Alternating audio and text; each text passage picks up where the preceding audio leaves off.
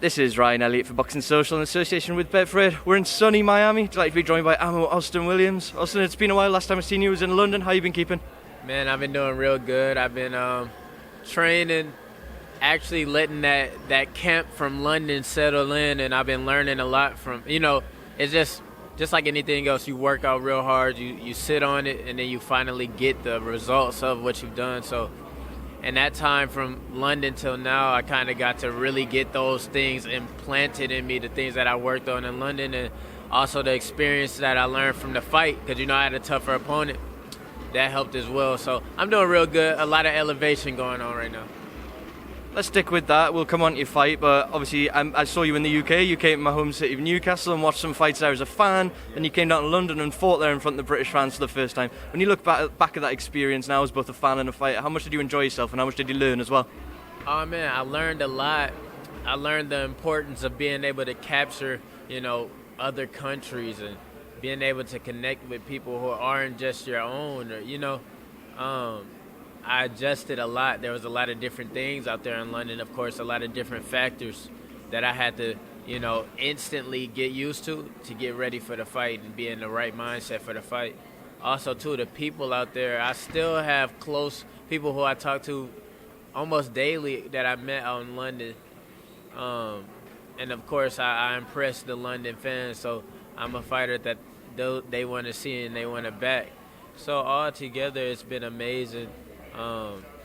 I think it gives me a head start as a world champion and being able to really embody that, a world champion, where I can go to other countries and really connect and, just indulge in the culture.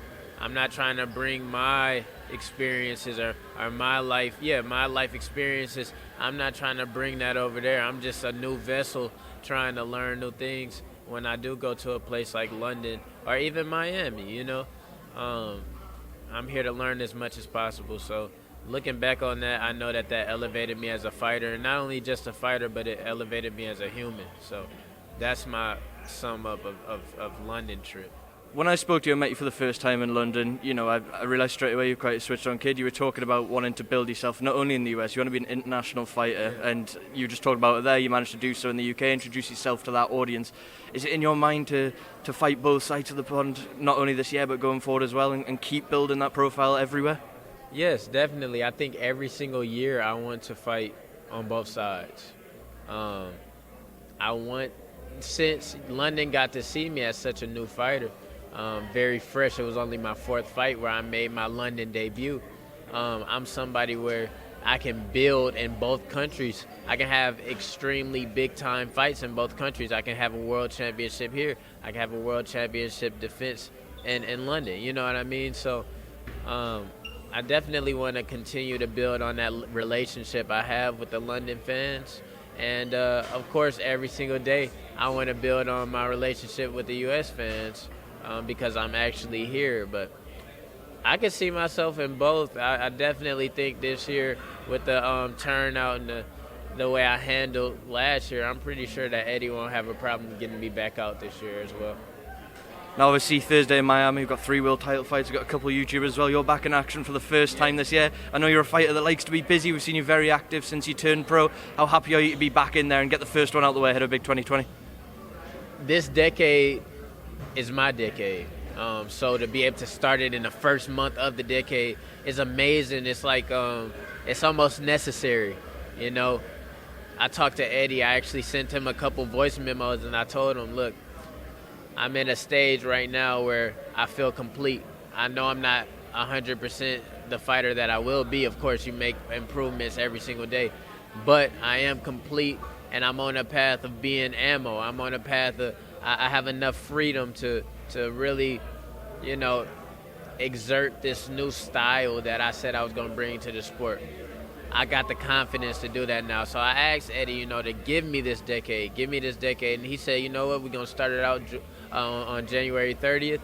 And here we are. I'm extremely excited to show what I can do. I'm extremely excited to bring this new style to the sport. The sport needs it. So this is exactly how this decade needed to start. When I spoke to you off camera yesterday, you told me you want to enjoy it next Thursday. You want to enjoy the occasion. Are you making a conscious effort to try and soak all these experiences up as you go along the way as well? Definitely. I've been aware of that since I became a professional. I do not zone out to the point where I'm not taking in everything that's happening around me. This is a blessing. Fighting in LA, Madison Square Garden, London, Dallas, and now Miami. All of these things are blessings. And if I close my eyes to it and just focus too hard on a fight, then I might stress myself out. I let myself enjoy, and that brings the balance. So I can have fun in a fight, and I can perform in a fight, because when it is time to muster up those emotions, or not emotions, but that energy, when it's time to bring that out, I have it, rather than sitting on it and kind of letting it brew the whole week. I just compact it and bring it all to the fight time. And I think that's one reason why you always get a great explosive performance from me, because I know how to manage and I know how to balance. So I'm definitely going to suck this in. I just walked out on the beach just now. I'm going to go out there, take a nap, watch the waves, do a couple voice memos, so I'll never forget this exact time and the potency of it. And that's what I'm going to do. I'm going to enjoy every last experience that I gain. Found it interesting you saying you were talking to Eddie and telling him you're sort of ready to push on and this is your decade and you're feeling very complete as a fighter. For someone with such little professional experience, though, and obviously so young still, I think you're 23 years old, is that right? Is it hard to sort of just rein yourself back sometimes and know you've still got a bit of learning to do when you're ready to just kick on? Yeah. I think you got to know what type of learner that you are. And for myself, I need the experiences. I need the challenges. It just pulls something out of me. If it's a little too safe, it gets harder for me to muster up that energy. I'm very aware of what I can do. And don't get me wrong, this doesn't mean I work less hard. I work maybe harder, but I work smarter. And I make sure that I definitely keep a balance to where I'm not burning out. But if you keep raising the bar for me, then I have no choice but to elevate. I love being in that type of circumstance where the stakes are a bit higher or the opposition is the toughest that I've ever faced. It always pulls the best ammo out of me, and that's what I was telling Eddie. For me, you don't have to be, too cautious or overly cautious.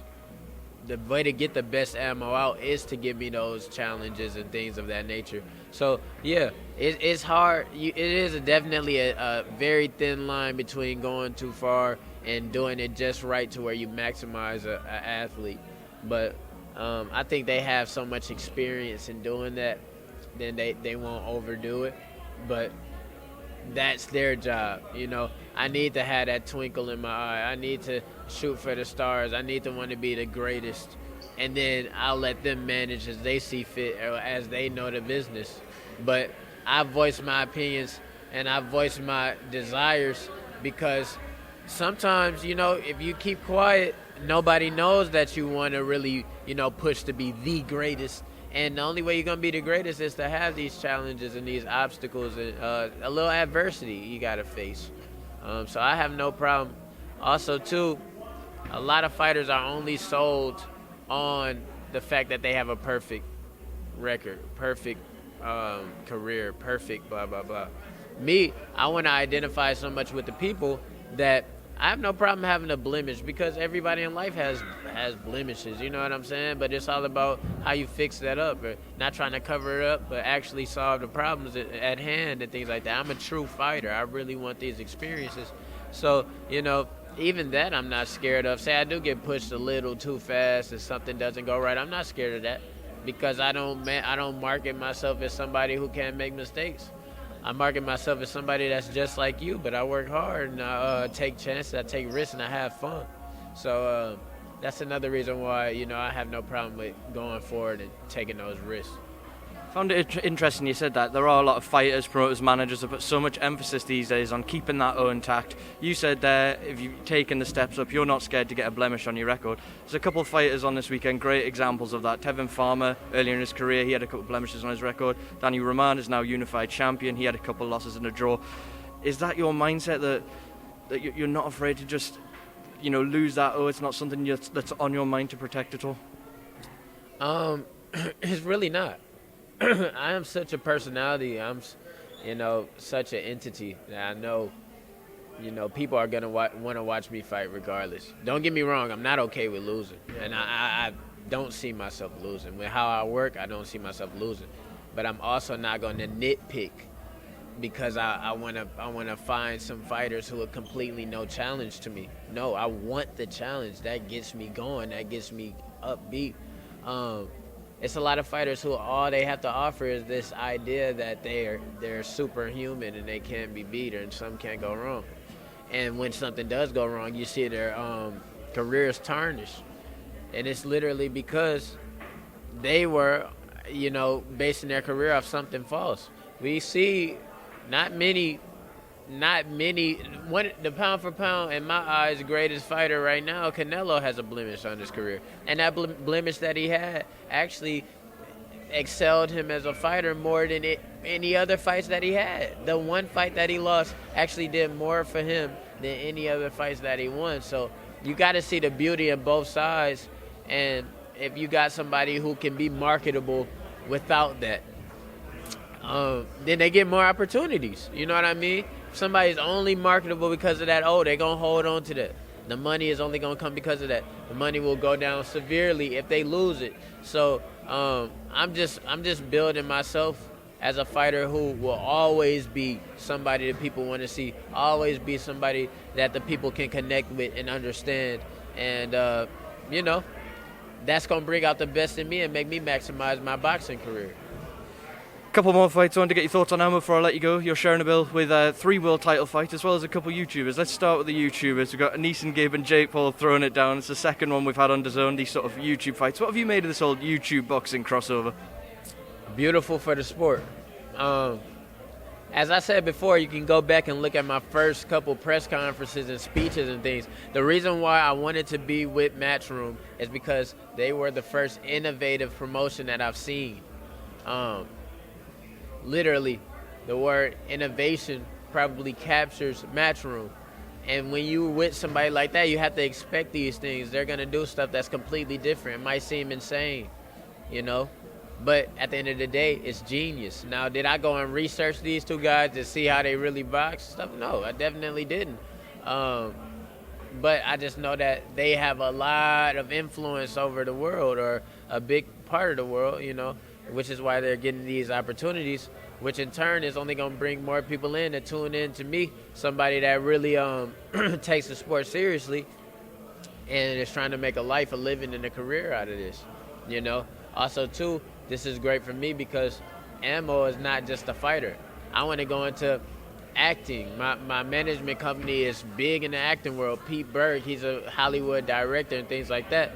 If I can start getting familiar with these type of people, getting my face familiar with these people, then it'll be easier for them to take to my next career.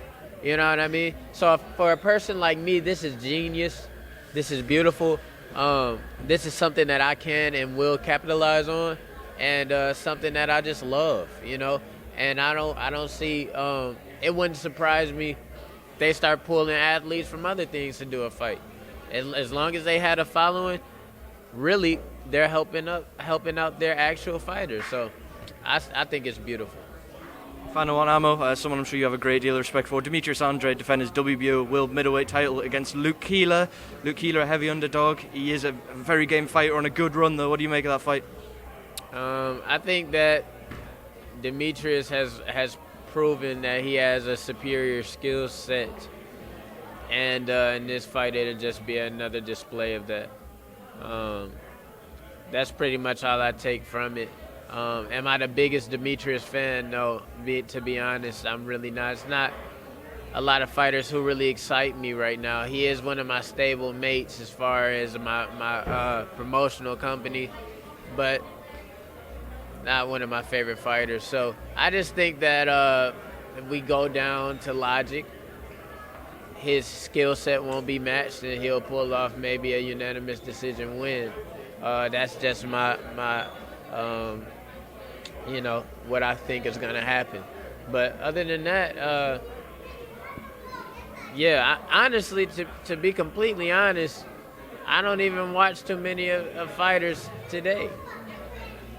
And that's brings it back to what I was saying before, innovation. I'm trying to do something so different that I really don't clog my mind up with the performances of others, because that subconsciously will probably fall onto me, to myself. So with that being said, I can only give an analytical prediction of what I think will happen. I think his skill set will make him victorious tomorrow night, or Thursday night, sorry. I'm going to leave the final word to you before I let you go. What can the fans expect to see Thursday evening when you go into the ring for the first time in 2020? Expect fun. Expect fun. This camp, since October 26th, when I fought in London, till now, I've been working on my mind. And I've been asking myself, I do not want to be a too serious fighter, all business fighter. I don't. I really don't. This is such a risk, and it's such a beautiful art that I'm going to maximize the canvas that I have every single time. In this fight, I got a durable guy, 40-plus MMA fights, 7 professional fights, 3 knockouts. I got a durable guy.